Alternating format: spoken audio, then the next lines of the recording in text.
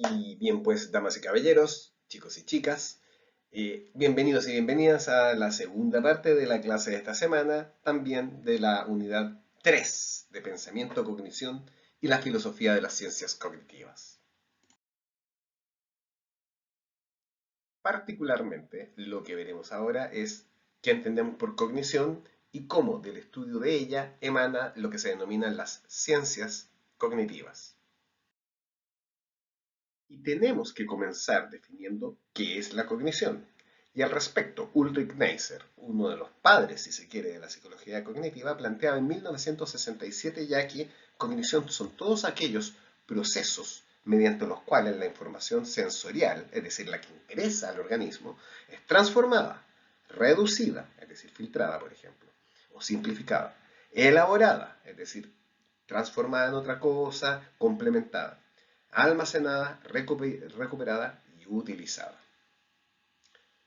Pero, si se dan cuenta, esta definición quizás es demasiado restrictiva. Por eso, actualizándonos ya hacia lo que es el siglo XXI, podemos decir que la cognición no solo implica una serie de funciones mentales interconectadas, sino que además es un proceso de interacción activa con el ambiente que produce conocimiento y posibilita al individuo la adaptación al medio. Es decir, ya después de varias oleadas de revisión de la psicología cognitiva, se entiende que la cognición no es solamente lo que ocurre dentro de la mente del sujeto, sino que es aquello que le permite y lo obliga a conectarse con el medio en el cual se desenvuelve. Ahora bien, nosotros podemos preguntarnos con justa razón cuáles son los procesos que transforman la información y permiten almacenarla y utilizarla.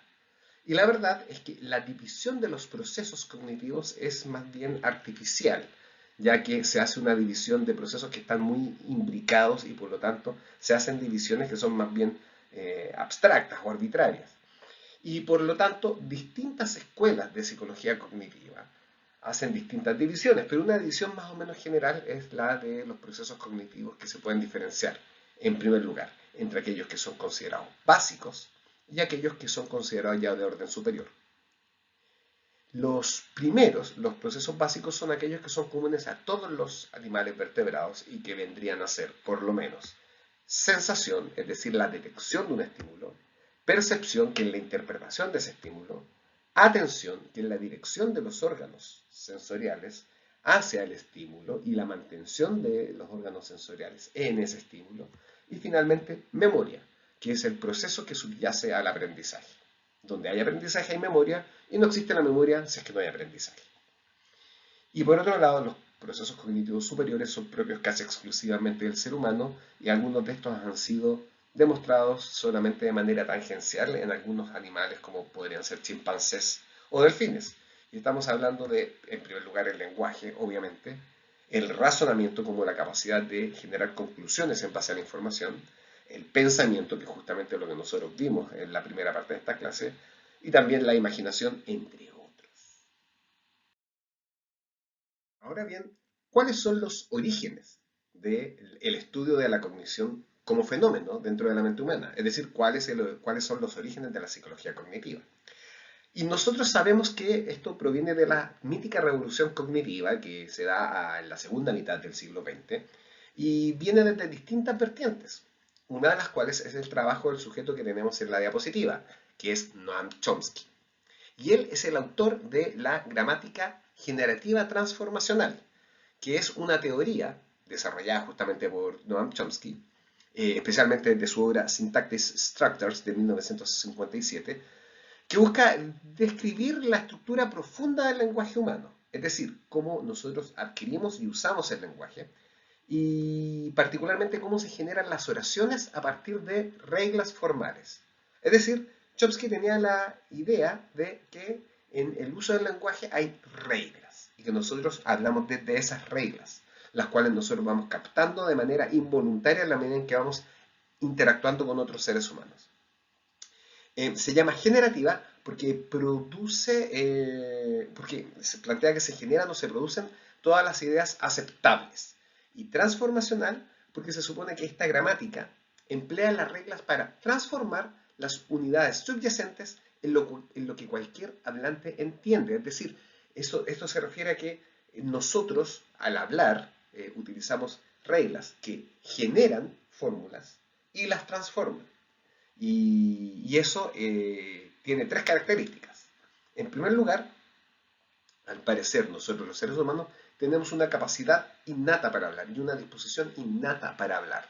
Y el mejor ejemplo de ello es que, a diferencia de lo que ocurre con la lectoescritura, que nace de un proceso formal de entrenamiento, el habla se da de manera natural en una persona que tiene un sistema nervioso saludable, de manera, es la interacción natural en el fondo. No hay que enseñarle a hablar a un niño, solo hay que hablar con un niño y el niño poco a poco va a comenzar a hablar, va a comenzar a captar cómo se dicen las cosas, cómo se piden las cosas, cómo se evitan las cosas y en términos generales, cómo se habla. En segundo lugar, es súper importante la lengua materna, ya que genera un marco referencial inicial desde el cual nosotros entendemos el mundo. Y esto se conecta inmediatamente con la hipótesis de Sapir-Whorf, que es que el idioma que nosotros hablamos determina nuestro pensamiento. Y en tercer lugar, la posibilidad de traducir. ¿Y esto a qué se refiere? A que nosotros constantemente estamos traduciendo ciertas ideas a ciertas fórmulas lingüísticas a otras. Por ejemplo, cuando nosotros somos políticamente correctos. Pensamos una cosa, pero la decimos de otra manera. Y finalmente también nosotros podemos traducir de un idioma a otro, de un código a otro. Muchas veces nosotros, por ejemplo, traducimos desde una jerga informal a una jerga culta formal para hablar en contextos académicos o laborales. Entonces, esto es lo primero, la teoría de la gramática generativa transformacional de Chomsky sienta las bases para la idea de que el lenguaje humano y por lo tanto el pensamiento humano tiene reglas que se pueden estudiar y conocer. Por otro lado, no podemos dejar de mencionar el simposio que hizo el MIT, el Massachusetts Institute of Technology, sobre teoría de la información el año 1956, particularmente el 11 de septiembre. Este evento es ampliamente reconocido como un evento fundacional en el surgimiento de las ciencias cognitivas. ¿Por qué? Porque reunió a investigadores de diversas disciplinas, psicología, lingüística, informática, neurociencia, ingeniería y filosofía, entre otras, con el objetivo de explorar cómo se podía aplicar la teoría de la información, desarrollada principalmente por Claude Shannon, y la computación al estudio de la mente humana. O sea, la idea era muy revolucionaria. ¿Cómo podemos utilizar esta nueva tecnología a estudiar la complejidad de esto tan inaccesible que es la mente humana?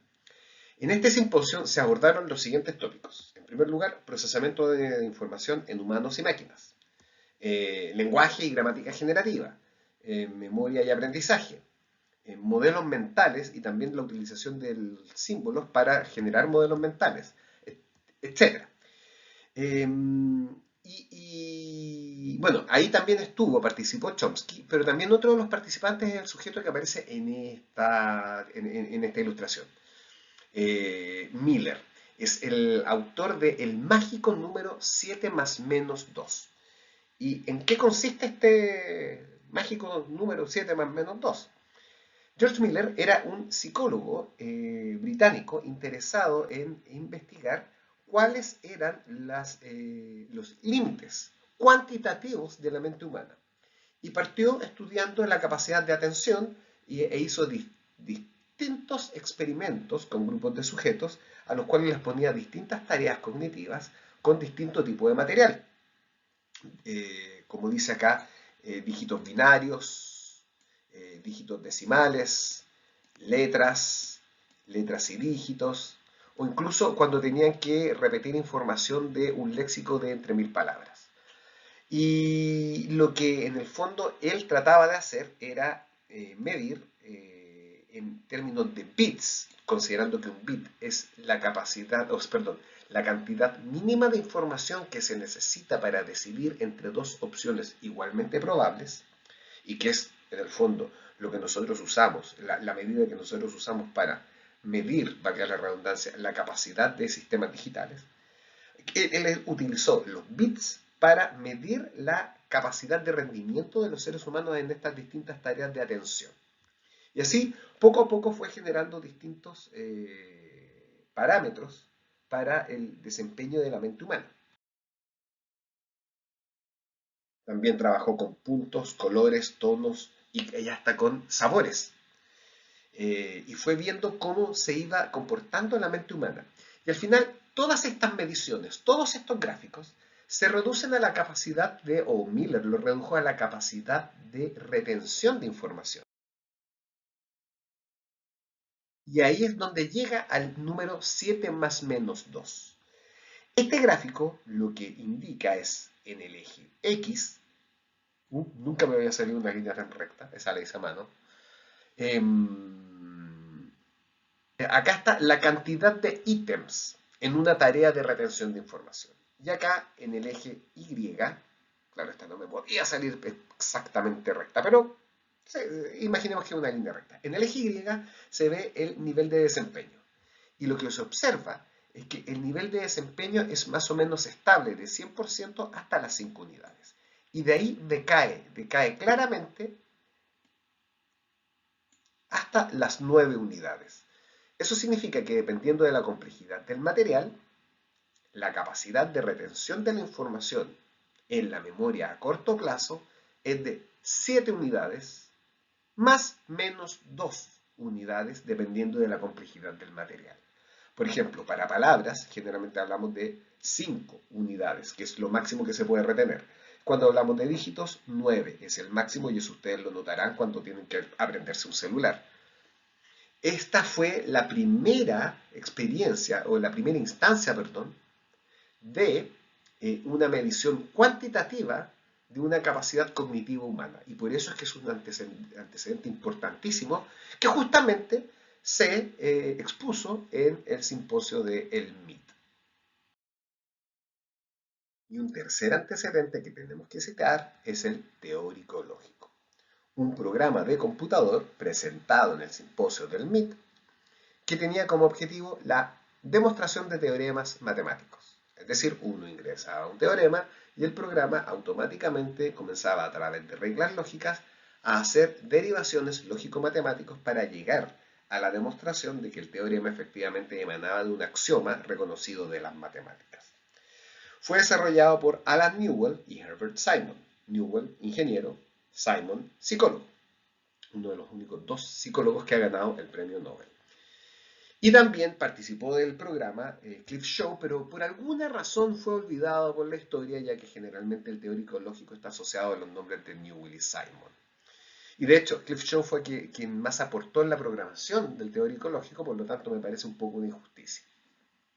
Pero como quiera que sea, el teórico lógico no se lo imaginen como un programa parecido a los de hoy en día, sino que tenía un aspecto principalmente como este. Básicamente para nosotros eran solamente fórmulas computacionales y galimatías de mezcla entre números y letras. Pero lo importante es que quien sabía de matemáticas podía entender y apreciar la cualidad de la demostración que había hecho el programa. Y se basaba en 3 grandes pilares. El primero era la idea del razonamiento como búsqueda. ¿Y esto a qué se refiere? A que el programa exploraba un árbol de búsqueda, en donde la raíz era la hipótesis inicial, es decir, el teorema, y cada rama era una deducción basada en las reglas lógicas. En algún lugar del árbol estaba el objetivo, es decir, el axioma al que se quería llegar, la proposición que el programa pretendía demostrar. El camino a lo largo de las ramas que conducía al objetivo era una prueba, una serie de afirmaciones, que no es distinto a la deducción natural que ustedes tuvieron que hacer en taller de desarrollo cognitivo. El camino a lo largo de todo este camino ya generaba estas ramas y cada una era deducida utilizando las reglas de la lógica que conducían entonces a la hipótesis que se quería demostrar. ¿Qué significa esto? Que el programa iba buscando a través de una forma de razonamiento, que es la deducción natural. ¿Y qué es la deducción natural? La demostración de una proposición a través de reglas lógicas. Pero también, por otro lado, el programa incluía ciertos caminos heurísticos. Newell y Simon se dieron cuenta de que el árbol de búsqueda crecería exponencialmente y que se necesitaba recortar algunas ramas, porque si no, El árbol se hacía tan grande que se hacía imposible para el programa recorrer todas las ramas. Entonces, recortaba estas ramas utilizando reglas generales para determinar qué vías tenían menos probabilidades de conducir a una solución. Es decir, si el programa determinaba que una rama era poco probable que llegara a un resultado favorable, no lo exploraba, lo podaba esa rama. Llamaron a estas reglas ad hoc heurísticas, utilizando un término introducido por George Follia, un autor matemático que había sido maestro de Newell y que justamente le había enseñado a Newell que la intuición también juega un rol dentro del trabajo de la demostración matemática. Y al final la heurística se convertiría en un área importante de investigación en inteligencia artificial y sigue siendo un método importante para superar la intratable explosión combinatoria de búsqueda de crecimiento exponencial. De hecho, los seres humanos, nosotros utilizamos muchas heurísticas para llegar a nuestras conclusiones. Nosotros no exploramos todos los caminos posibles, sino que nosotros tendemos a reducir la cantidad de información que utilizamos para poder trabajar en el fondo con pocos datos. Y finalmente, el teórico lógico además procesaba a través de listas. ¿Ya? ¿Y a qué se refiere esto? Para implementar el programa en un computador, estos tres investigadores desarrollaron un lenguaje de programación llamado IPL, que utilizaba la misma forma de procesamiento de listas simbólicas que más tarde formaría la base del lenguaje de programación de un programa que se llama Lisp. Y este es un programa muy importante que aún utilizan los investigadores de la inteligencia artificial. Y básicamente lo que hacía el teórico lógico es que generaba listas de objetivos que tenía que ir cumpliendo. Entonces una vez que cumplía un objetivo pasaba al siguiente. Y así iba agotando las listas y las iba reduciendo. Y el razonamiento, la heurística y el procesamiento de listas no son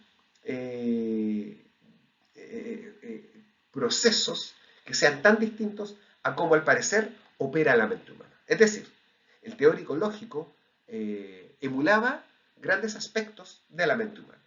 Y por eso es que se considera que este es el primer programa de inteligencia artificial. Y ahora que definimos los orígenes de la exploración de la cognición humana desde la ciencia, podemos ya dar paso a la pregunta de qué son las ciencias cognitivas de las que habla esta clase. Y básicamente son un conjunto de disciplinas que estudian los procesos mentales desde un punto de vista naturalista. ¿Y qué significa esto? Entender los fenómenos mentales en términos de los fenómenos naturales. Los fenómenos mentales, por lo tanto, no son fenómenos misteriosos que deban ser abordados a través de una disciplina distinta a la ciencia. Se pueden abordar a través de la ciencia. Eso es lo que plantean las ciencias cognitivas. Y básicamente es un área que aborda problemas filosóficos que remiten a los orígenes del estudio de lo mental con métodos contemporáneos. Una de las obras seminales de las ciencias cognitivas es el libro La nueva ciencia de la mente, de Howard Gardner. En este libro, él define a las ciencias cognitivas como un esfuerzo contemporáneo, empíricamente fundado de contestar preguntas epistemológicas de larga data. Es decir, ahora sí estamos en condiciones de responder estas preguntas. Y por lo tanto, la idea es que se transformen problemas filosóficos en problemas científicos. Las ciencias cognitivas abordan, entre otros, dos grandes temas, la epistemología y la filosofía de la mente.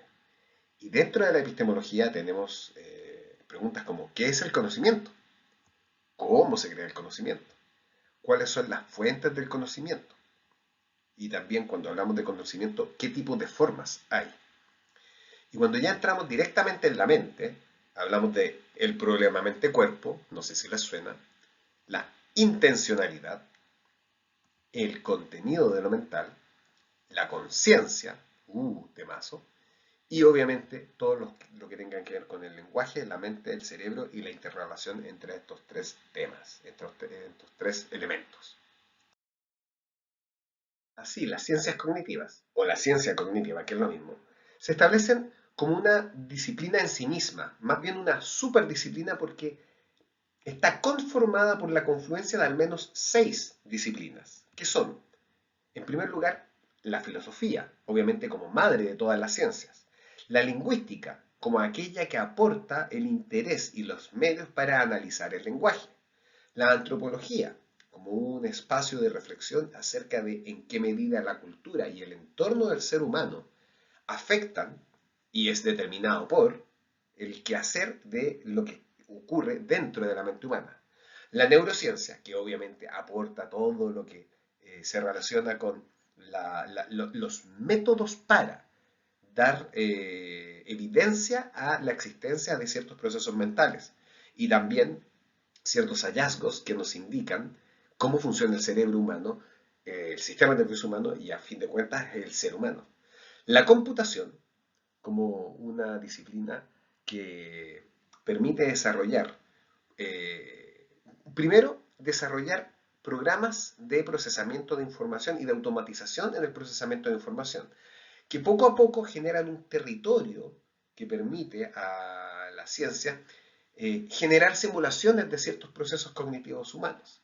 En los años 60, 70, 80, todo esto era mirado con mucho escepticismo, pero hoy día que nosotros vemos chatbots, programas con los cuales nosotros podemos dialogar y que nos entregan respuestas apropiadas para preguntas complejas, entendemos que se han simulado bien estos procesos de razonamiento humano.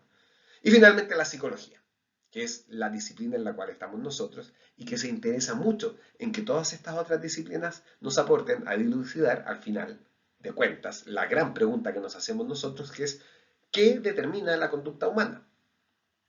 Así que, en ese sentido, las ciencias cognitivas se alimentan de estas disciplinas y al mismo tiempo alimentan a estas disciplinas. Ahora, de las ciencias cognitivas surgen dos grandes modelos de la mente que vamos a discutir hoy día. El primero de ellos es la teoría computacional de la mente humana, o también teoría cognitivista computacional o teoría cognitivista representacional de la mente, que plantea, básicamente, que la mente es un sistema computacional. ¿Y qué significa esto? La pregunta es, ¿qué es un cómputo? Un cómputo es un cálculo. Y lo que plantea esta teoría es que la mente humana es un sistema simbólico, es decir, un sistema conformado por símbolos que opera utilizando símbolos y transforma unos símbolos en otros a través de cálculos matemáticos, de los cuales obviamente nosotros no nos damos cuenta, pero el mejor ejemplo está en la percepción. Eh, y esto tiene tres grandes pilares. Esta idea tiene tres grandes pilares. La primera es la lógica como fundamento del pensamiento y la cognición. Esto se refiere a que la mente es concebida desde una perspectiva científica. Es caracterizada como actividad que opera bajo reglas, reglas lógicas. Por lo tanto, ya es posible hablar de ellas de manera objetiva. Se investiga así la mente de la idea de que esta es una especie de mecanismo que opera bajo dichas reglas. Si es posible concebirla como un objeto que opera en base a principios lógicos, es posible, por consiguiente, formalizar y esquematizar las operaciones mentales al modo de las matemáticas.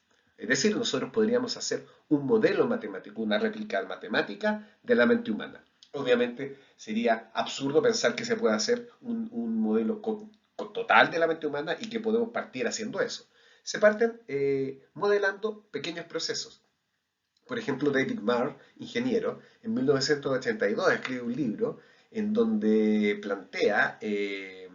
presenta un modelo, perdón, en donde explica cómo desde la retina humana se puede llegar a formar una imagen.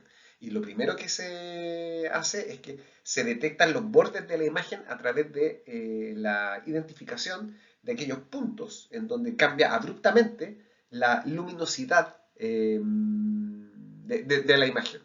Y al final, o mejor dicho, al comienzo lo que haría la retina humana es generar una especie de delineamiento de las figuras, una especie de bosquejo de dónde están los bordes, independientemente del color, independientemente de las sombras. Es como que hiciera un boceto en blanco y negro de la imagen. Y eso se demuestra a través de fórmulas matemáticas que son, aunque parezca difícil de creer, fáciles de entender.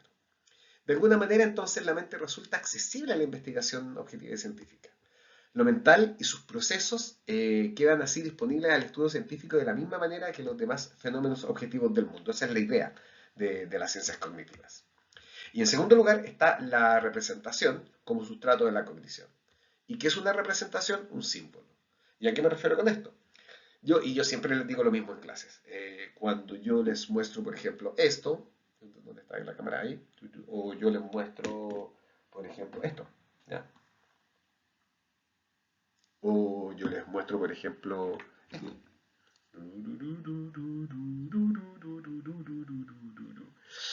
Ustedes pueden identificar esos objetos y pueden todavía pensar en ellos, aunque no estén viendo esos objetos, porque esos objetos no residen, o mejor dicho, esos objetos residen en el mundo. Y ustedes no están, no tienen acceso a esos objetos en este momento. Ustedes en este momento tienen acceso a la copia que vuestra mente ha hecho de esos objetos, que eran, si no me equivoco, así, un bolígrafo, un corazón naranja y un pingüino de madera. Y sus mentes los identificaron porque operaron en base a una construcción que hizo su mente de esos objetos. Son símbolos. ¿Ya? Eso es una representación, un símbolo de algo que ocurre en el mundo. Y este símbolo sería el sustrato, es decir, el lugar donde opera la cognición. La cognición opera en esos símbolos. Y este símbolo constituye dentro del cognitivismo el elemento por el cual un computador digital, un animal o un ser humano representa el mundo o los objetos del mundo. Y en ese sentido, lo característico de un sistema inteligente es su capacidad para representar el mundo mediante estos símbolos. La inteligencia se valdría, por lo tanto, de estos símbolos para referirse al mundo externo y manipularlos mediante computaciones, es decir, cálculos matemáticos. Entonces, como yo les decía, la imagen que vemos, ¿ya? Por ejemplo, sería el resultado de una serie de transformaciones matemáticas de la información que entregan los fotorreceptores de la retina, llegados a cabo por la corteza visual. Por otro lado, los símbolos poseerían eficacia causal, es decir, tienen la posibilidad de afectar a lo físico. Es decir, la mente es capaz de afectar al tejido cerebral. Por ende, los contenidos mentales poseen propiedades que se relacionan causalmente entre estos, ¿ya? También con el cuerpo y con el resto del mundo. Y así las representaciones se relacionan de manera causal con la conducta del hombre. ¿Ya? Es decir, la mente tiene un rol causal sobre la conducta. Y las representaciones son, por ende, el enlace entre la mente del individuo y la actividad realizada por éste en el mundo. Es así que las representaciones simbólicas dan cuenta de la inteligencia no solo del ser humano, sino también en otros sistemas cognitivos, como computadoras digitales y animales no humanos. Vamos a tratar de evitar la palabra bestias. Y bueno, el tercer pilar, o el tercer principio de la teoría cognitivista representacional de la mente es la computación como la base del comportamiento inteligente. Que esto es una idea que proviene más bien del trabajo de von Eckhart. Y esto plantea básicamente que la actividad mental puede ser entendida de la forma en que se comprende un computador. ¿Por qué? Porque un computador es un dispositivo capaz de recibir, almacenar, manipular y entregar información. En virtud de recibir, almacenar, manipular y entregar representaciones de esta información. Es decir, manipula la información en la medida en que es capaz de representarla. Por ejemplo, cuando una cámara, ¿ya? De estas que responde a la sonrisa, saca la foto solamente cuando ve que todas las personas sonríen, es porque ve que todas las personas sonríen. Es capaz de detectar la cantidad de rostros que hay en la escena. Entonces, manipula esa información porque se representa esa información. Es decir, sabe cuántas personas eh, existen dentro de la cámara porque es capaz de representarse los rostros que existen dentro de esa escena. Y por otro lado, la cognición puede ser entendida como el procesamiento de información que la mente realiza en sus intercambios con el medio. Y este procesamiento ocurre siguiendo un conjunto finito de reglas. Y estas reglas son algoritmos, es decir, una regla que opera por iteración. Es decir, bueno, buscar un disco o un libro, buscar un libro en un estante. ¿Está aquí? No. Pasar al siguiente. ¿Está aquí? No. Pasar al siguiente. ¿Está aquí? No. O mejor dicho, como en los anaqueles de la biblioteca de la facultad. Ahora, en el fondo, ustedes lo que hacen es que van siguiendo el código de catalogación del libro. Pero básicamente es un algoritmo. Ustedes van siguiendo básicamente dos grandes reglas, que son la regla de la ordenación de los números y la regla de ordenación de las letras, y eso les permite a ustedes identificar dónde está el libro 513.16M41S. ¿Cierto? ¿Lo han hecho? Bueno, si lo han hecho, saben perfectamente entonces lo que es un algoritmo. Y un dispositivo computacional es un dispositivo que tiene u opera en estos estados que son representaciones, lo hace a través de algoritmos. Y hasta aquí la mente humana es un dispositivo computacional. Pero veámoslo en detalle. Para que un estado sea una representación, debe ser creada por un ente poseedor de representaciones. ¿Y qué es esto? Un almacenamiento medio, la RAM, el disco duro, y todo esto opera con un código, que es el código binario. Por otro lado, debe representar uno o más objetos, es decir, ser sobre otra cosa. Eh, y eso significa que para que un estado sea una representación, debe debe reemplazar algo. En el caso, por ejemplo, lo que yo les decía de este corazón, ¿cierto? Se supone que ustedes se representaron ese corazón, tienen un corazón dentro de su mente. No es que sea el corazón real, ¿ya? Y de esto ni siquiera es un corazón. Esto tiene forma de corazón. ¿Dónde está la cámara? Acá está la cámara. Ya, tiene forma de corazón. Se me cayó el corazón. Y si es que es lo que ustedes tienen en la mente, ¿reemplaza el corazón? O mejor dicho, si es que lo que ustedes tienen en la mente es una copia de ese corazón naranja que yo les mostré, entonces ese estado es una representación. Y por otro lado, para que un estado sea una representación, debe estar instanciado físicamente de alguna manera. ¿Ya? Por ejemplo, el dinero. ¿Ya? El dinero, que es el valor del trabajo que se puede intercambiar, puede ser representado como un cheque. ¿Ustedes conocieron los cheques? No. ¿Saben lo que son los cheques? Quizás no. Pero los cheques sí son una forma que se utiliza todavía en algunas instancias, pero es un papelito en el fondo que representa dinero. Es como un billete, pero que uno mismo genera. El dinero físico, ¿cierto? Los bitcoins son instanciaciones diferentes del concepto de dinero. Y por último, para que un estado sea considerado una representación, debe ser interpretable para la gente, es decir, para el sujeto que lo posee y que lo procesa. Si no lo puede interpretar, no sirve de nada. Por lo tanto, la cognición se puede estudiar en sí misma independientemente de la biología, ¿ya? De un modo de operar que esté autocontenido, ¿ya? Eso es lo que se denomina un poquito el dualismo funcionalista. Podemos estudiar la mente como un sistema simbólico, sin preocuparnos por el sustrato físico que lo sostiene. Es decir, ahí es donde aparece esta idea loca de que la mente humana podría residir dentro de un computador. Si realmente esta teoría tiene la razón, eventualmente el día de mañana podríamos nosotros descargar la mente humana en un computador. Entonces ustedes van a decir la idea es súper loca, y sí lo es. Pero ¿cuál es el sentido? Les recomiendo un capítulo de la serie inglesa bueno, ya no es inglesa, pero alguna vez lo fue, de la serie Black Mirror, que se llama San Junipero. De ahí está todo. Se me olvidaba esta parte. Aparece otro enfoque, ¿ya?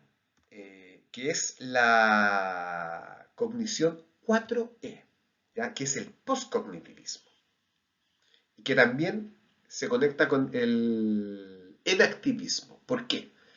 Porque el enactivismo es la idea de que lo preponderante para estudiar la mente humana es la enacción, es decir, la capacidad de la mente de afectar, más que afectar, de interactuar con el mundo circundante. Y todo esto se resume en el rótulo 4E Cognition, o Cognición 4E, que es un enfoque contemporáneo en ciencias cognitivas que sostiene que los procesos mentales no están confinados al cerebro, sino que son emergentes, ¿ya? Emergen de la interacción del cuerpo, el entorno y las acciones del sujeto. Y su nombre proviene de las 4E que definen sus principios, ¿ya? A saber, la cognición sería encarnada, ¿ya? Es decir, está profundamente influida por el cuerpo, las características corporales, ¿ya? Como la postura, los sentidos, el movimiento, modelan cómo pensamos, sentimos y actuamos. Por ejemplo, entender una emoción, como el miedo, no solo involucra procesos mentales, sino también sensaciones corporales como el aumento del ritmo cardíaco. Por lo tanto, es un absurdo, dice el postcognitivismo o el activismo, tratar de estudiar la mente solo como un sistema simbólico que reside dentro del cerebro. No tiene sentido. En segundo lugar, como dice ahí, la cognición sería situada, ¿ya? Es decir, embedded o insertada, mejor dicho. Por ejemplo, el código, ¿ya? Para insertar, sí, el código para insertar un video dentro de una página web es un código, un embedding code, es un código para embed, para insertar, a eso se refiere. En el fondo, la mente está situada en un entorno físico y social y no puede entenderse sin considerar ese contexto, ¿ya? Por ejemplo, resolver un problema matemático puede depender del uso de herramientas externas, como lápiz y papel. Nosotros, en el fondo, cuando comenzamos a extender, ¿ya? O en el fondo eh, para estudiar la mente humana, nosotros tenemos que entender en qué entorno se da, en qué entorno opera. En tercer lugar, la mente humana es enactiva, ¿ya? O enactuada, enacted. Y esto se refiere a que la cognición surgiría a través de la acción. No representamos pasivamente el mundo, sino que lo co-construimos activamente mediante nuestras interacciones. Por ejemplo, aprendemos a reconocer objetos tocándolos, manipulándolos y moviéndonos alrededor de ellos. Y, por ejemplo, eso implica inmediatamente que un niño puede, a ver, no es lo mismo ni para un niño ni para un adulto, aprender a jugar un juego de cartas eh, viendo un programa de televisión en donde lo juegan, que efectivamente jugándolo. No es el mismo tipo de aprendizaje, porque además no tiene que ver solo con aprender a usar las reglas, aprender a conversar con los otros, sino que un juego de cartas está hecho por cartas, uno tiene que manipular las cartas. Y por ejemplo, esto también se lleva al terreno de la lectura. No es lo mismo leer en un PDF en donde uno está haciendo scroll down todo el rato que leer un libro en donde uno va pasando la página. El hecho de que nuestra mente esté dentro de un cuerpo específico hace que sea súper importante exactamente la interacción del sistema nervioso con ese cuerpo, con estos dedos que uno tiene. Y en ese sentido, si nosotros pudiéramos traspasar la mente de un ser humano al cuerpo de un pulpo, al poco tiempo esa mente cambiaría, porque ya no es el mismo cuerpo, ya no tiene la misma cantidad de extremidades ni la misma sensibilidad y no tendría tampoco ni siquiera las mismas pulsiones ni los mismos deseos. Y la mente, por lo tanto, cambiaría. Y finalmente, la cuarta E es extended. La mente es extendida. Y esto se refiere a que los procesos cognitivos pueden extenderse más allá del cuerpo y el cerebro hacia herramientas, dispositivos o incluso hacia otras personas. Por ejemplo, cuando usamos una calculadora o tomamos notas en una libreta, esos objetos forman parte del sistema cognitivo. Y acá esto se conecta inmediatamente con el concepto de la inteligencia cinética de Richard Gregory, que plantea que nosotros, los seres humanos, en la medida en que aprendemos a usar herramientas, nos volvemos más inteligentes, porque nos volvemos capaces de hacer otras cosas y podemos pensar en los problemas de otra manera. De hecho, Abraham Maslow decía de manera muy elocuente que si tu única herramienta es un martillo, vas a tender a ver todos los problemas como si fueran un clavo. Bueno, y aquellos cuatro elementos acerca de la 4E Cognition, de la diapositiva anterior, están explicados acá con mayor detalle. Pero en todo caso, el detalle mismo está en los capítulos 1, 8 y 9 del libro de Cuerpo Presente, The Embodied Mind, de Varela, Thompson y Roach, que ustedes tienen que leer para esta prueba. Y como les decía, ahí están explicados con mayor detalle y básicamente ese es el libro fundacional de esta postura. Ahora, una de las principales derivaciones de la 4E Cognition está en la educación. Y acá yo les presento un marco de referencia para el diseño de aprendizajes basado en la investigación propia de la 4E Cognition. Y todo parte con la definición del tema básico, que es que la mente, el cuerpo y el ambiente trabajan juntos en la medida en que pensamos y aprendemos. Ese es el axioma de donde parte la educación basada en la 4E Cognition. Entonces vamos desgranando el modelo de acuerdo a los cuatro principios de la 4E Cognition. Y como les decía, la cognición para la 4E Cognition es embodied, enacted, embedded and extended, es decir, encarnada, enactuada, situada y extendida. ¿Y qué significa que sea encarnada? Que la cognición está fundamentada en nuestros sentidos y en nuestra experiencia física concreta. Es decir, la mente no opera solamente como un sistema simbólico, como dice la teoría computacional de la mente, sino que opera en un cuerpo específico, con una estatura específica, con un peso específico, con extremidades específicas que tienen una cierta cantidad de apéndices que se tienen que mover con cierto esfuerzo y la mente va poco a poco aprendiendo a operar en ese cuerpo y no en abstracto. Entonces, esta consideración nos lleva a hacernos una pregunta. ¿Cómo pueden los estudiantes usar sus cuerpos para aprender? Y esto es claro en la educación preescolar, en donde a los niños se les enseña a través del cuerpo, a través del baile, a través del canto, a través de la manipulación de objetos, de meter las manos en el barro, de talleres de cocina, de cocinar, de llevarse cosas a la boca. Pero esto es algo que debería durar no solamente en la época preescolar, sino que toda la vida. Y la idea es que el aprendizaje no sea solamente escuchar, no sea solamente repetir, sino que sea utilizar el cuerpo. Y por ejemplo, eso nosotros lo vemos claramente en la feria filosófica que ustedes tienen que desarrollar, en donde la idea es que ustedes hagan una presentación creativa que les permita a ustedes estas ideas nosotros les transmitimos, llevarlas a algún tipo de discusión o algún tipo de exposición que sea práctica y en donde ustedes tengan que usar sus cuerpos, se tengan que situar en un espacio específico y utilizar el habla, utilizar el disfraz, utilizar el movimiento para representar algo de tal manera que quede claro para ustedes y para la audiencia. En segundo lugar, tenemos que la cognición es enactuada, y esto significa que es para la acción en el mundo real dirigida a metas. Y eso nos lleva a la idea de que para que el aprendizaje sea significativo y sea duradero, la información debe ser empleada como herramienta para resolver un problema. Entonces esto nos lleva a la pregunta de cómo pueden los estudiantes usar una nueva habilidad para alcanzar una meta. Y acá es donde aparece esta idea que yo siempre les planteaba el año pasado, que es la de la transferencia del aprendizaje. Es decir, la idea es tomar un aprendizaje abstracto y llevarlo a una situación concreta. Por ejemplo, la deducción natural, que era sencillamente seguir reglas lógicas, ustedes lo pueden llevar o hacer un paralelo con el diagnóstico psicopatológico, que es básicamente lo mismo, que es si P entonces Q, si no Q, entonces no P. Es decir, llevar el modus tollens a una forma de razonamiento concreto para identificar, bueno, cuál es el cuadro psicopatológico ante el cual estamos nosotros, ¿ya? ¿Qué es lo que tiene el paciente? En tercer lugar, tenemos que la cognición es embedded, es decir, situada. Y esto significa básicamente que la cognición está hilvanada en la cultura. El aprendizaje tiene un contexto social. No es lo mismo aprender una cosa en un contexto que aprenderla en otro. No es lo mismo aprender a hacer fuego en un taller scout que aprender a hacer fuego porque uno iba en un avión que capotó, en donde uno sobrevivió y uno tuvo que salir a la naturaleza sin herramientas y hacer fuego como uno puede. Es decir, va a haber mucha más urgencia y quizás mucha más necesidad de aprender a hacer fuego en ese segundo contexto que en el primero. Y esto nos lleva a la pregunta de, básicamente, ¿cómo puede el aprendizaje fundamentarse en la experiencia cultural?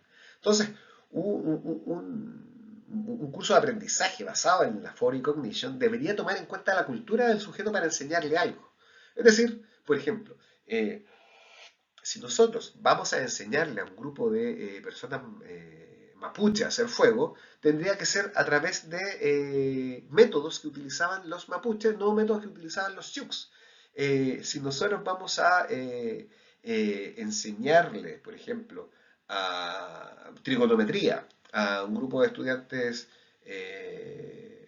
uruguayos, argentinos, es mejor utilizarlo con ejemplos de fútbol que utilizarlo con ejemplos de béisbol, por poner un ejemplo. Es decir, esa es la idea, de eso se trata. Y tomar en cuenta la cultura porque la mente humana, el sistema cognitivo, está enmarcado dentro de una cultura, dentro de una cosmovisión y no en una entidad, en un entorno abstracto.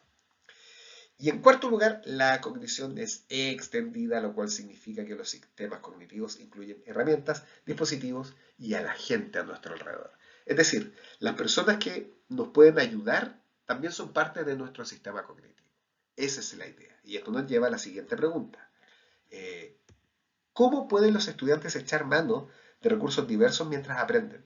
Y por ejemplo, ahí tenemos, valga la redundancia, un claro ejemplo de lo que ustedes tuvieron que hacer en introducción a la psicología, cuando los enviaban a entrevistar a psicólogos, ya sean académicos o psicólogos en ejercicio, para que ustedes aprendieran desde un reporte directo cómo se ponen en práctica estas divisiones de la psicología y cuál es el know-how que se pone en práctica a la hora de resolver problemas propios de la disciplina.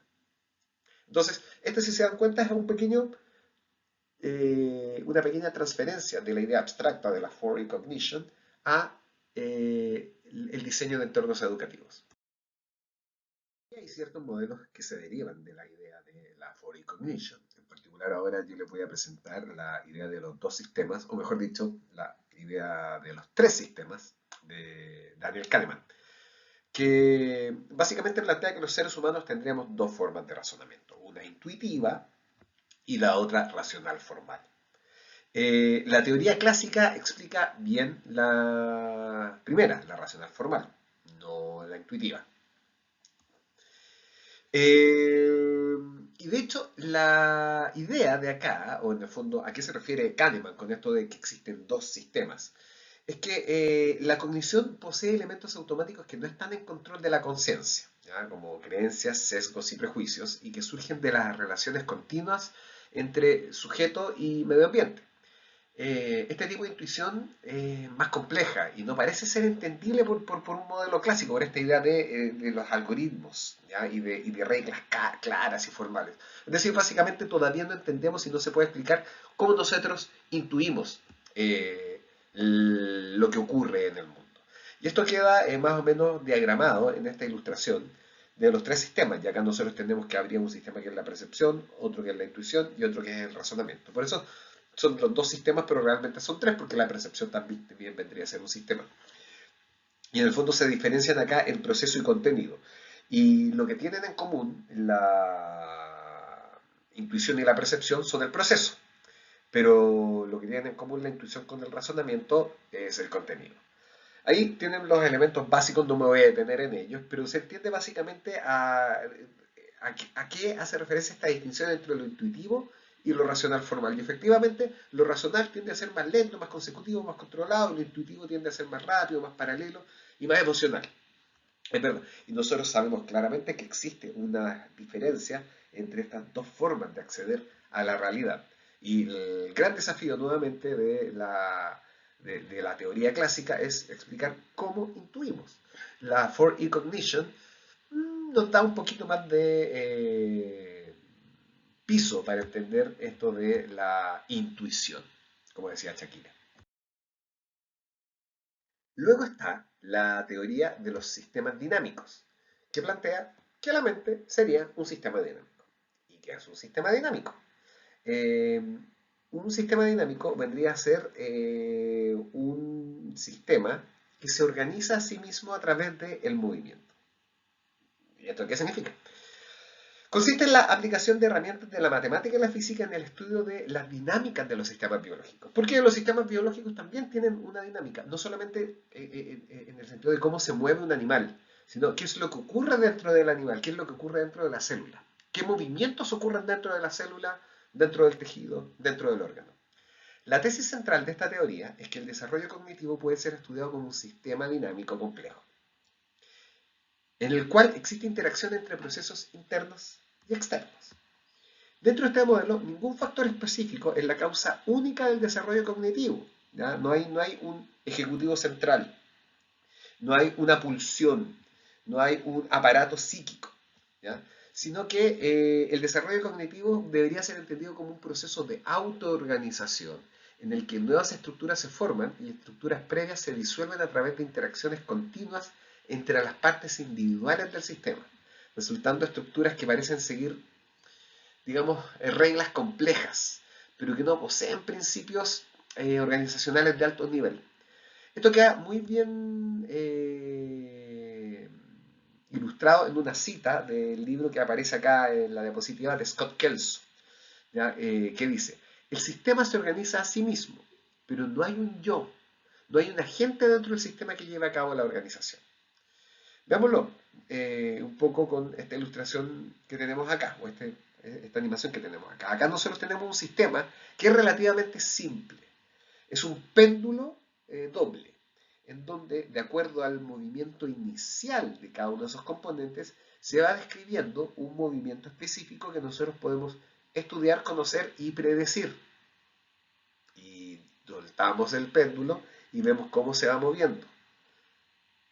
Y dependiendo de las presiones, ¿ya?, del ambiente, de los elementos externos, ese empuje puede ser mayor o menor para cada una de las dos bolitas, la roja o la azul.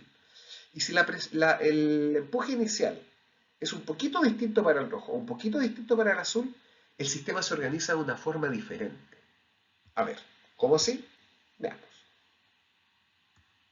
Acá tenemos dos péndulos que parten con empujes ligeramente distintos. En el segundo péndulo parte con un empuje de una décima mayor que en el primer ejemplo, o en la situación de la izquierda.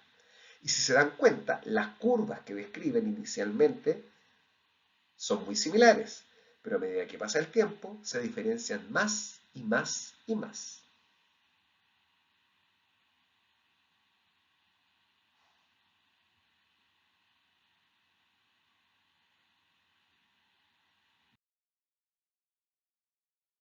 Este modelo explicaría cómo los bebés aprenden a caminar. Básicamente, comenzarían a mover sus extremidades de acuerdo a reglas o impulsos iniciales. Y poco a poco, a medida que van aprendiendo a cómo moverlos, van variando el empuje de cada una de las partes y van comenzando a lograr confianza en su propio movimiento y van atreviéndose a generar otras acciones nuevas. En el fondo, no hay un plan, un área cerebral que dirige la marcha, que dirige la caminata, que lleva al bebé a pararse en dos pies y a caminar, sino que eh, sería el proceso en sí mismo que se organiza a través del feedback que recibe del medio ambiente. Es la propia marcha la que se va generando en la medida en que el niño va interactuando con el entorno.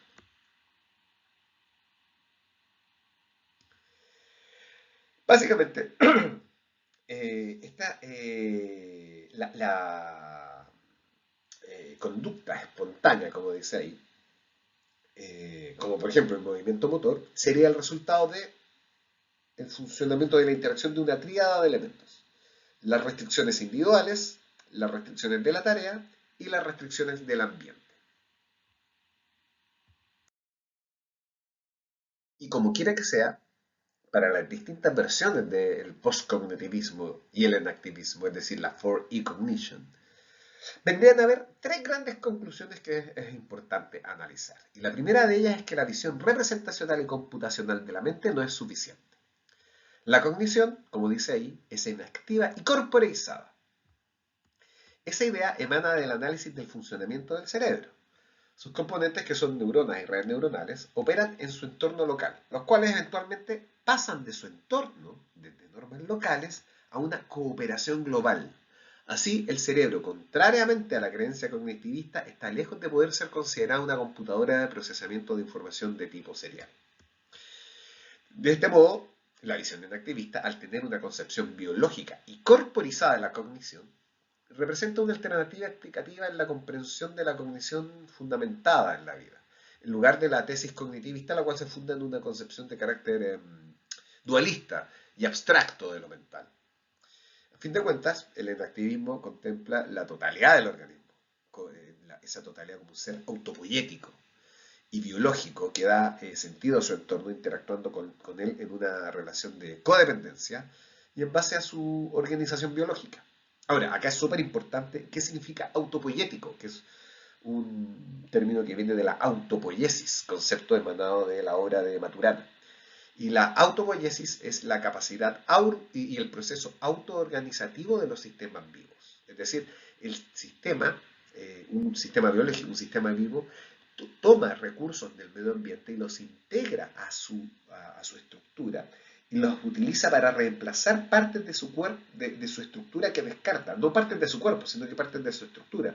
Nosotros estamos constantemente comiendo y esa comida nosotros la utilizamos para, la descomponemos, la simplificamos, la sintetizamos y la utilizamos no solamente como combustible, sino que también para conformar nuevas partes de nuestros tejidos.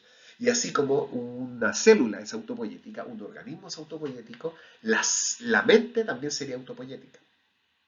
La cognición, por lo tanto, sería constitutivamente dependiente de vivir activamente en el entorno en que se encuentra. Es decir, nuestra mente se alimenta también del entorno en que se encuentra y pasa a hacer que ese entorno forme parte de ella.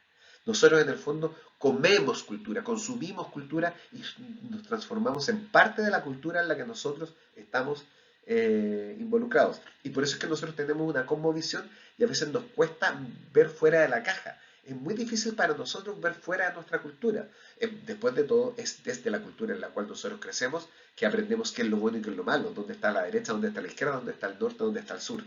Y esas distinciones, esas orientaciones determinan al final nuestra mente. Y dado que el organismo está vivo, ¿ya? Es por ello que conoce el entorno. El organismo autopoyético tiene la capacidad de contribuir a su propia subsistencia, se autoorganiza, interactúa estableciendo una relación de dependencia entre él y el mundo, pero a la vez se diferencia de él. Es decir, el organismo y la mente humana existe como consecuencia de su propia autonomía. Y ojo, que esto es súper importante, no podemos separar a la mente del organismo.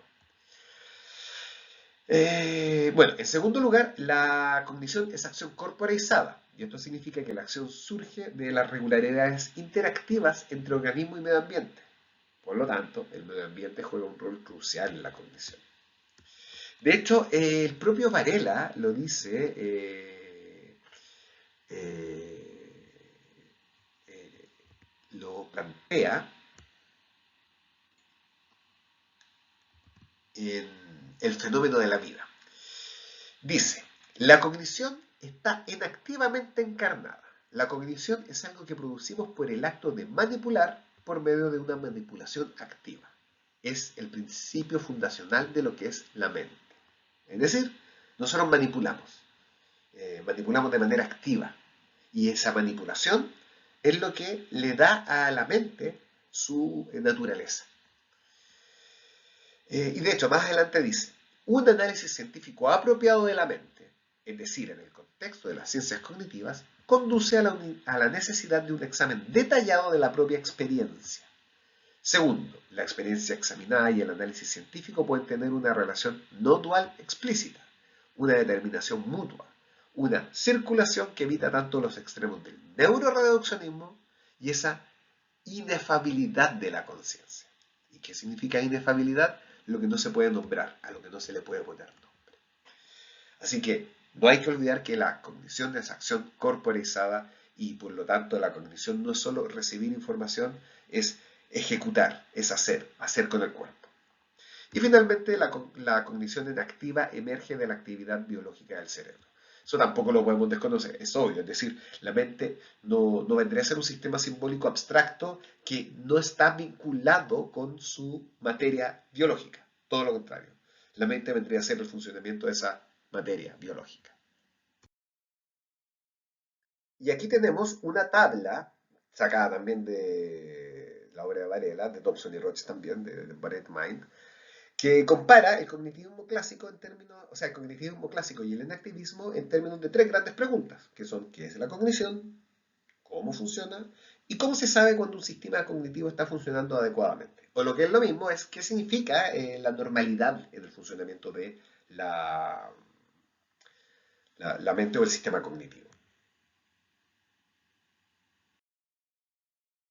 Y pues bien, damas y caballeros, chicos y chicas, eso es lo que les tenía que contar ahora. Esta es la finalización de la clase de la tercera unidad y nos estaremos viendo en una próxima ocasión.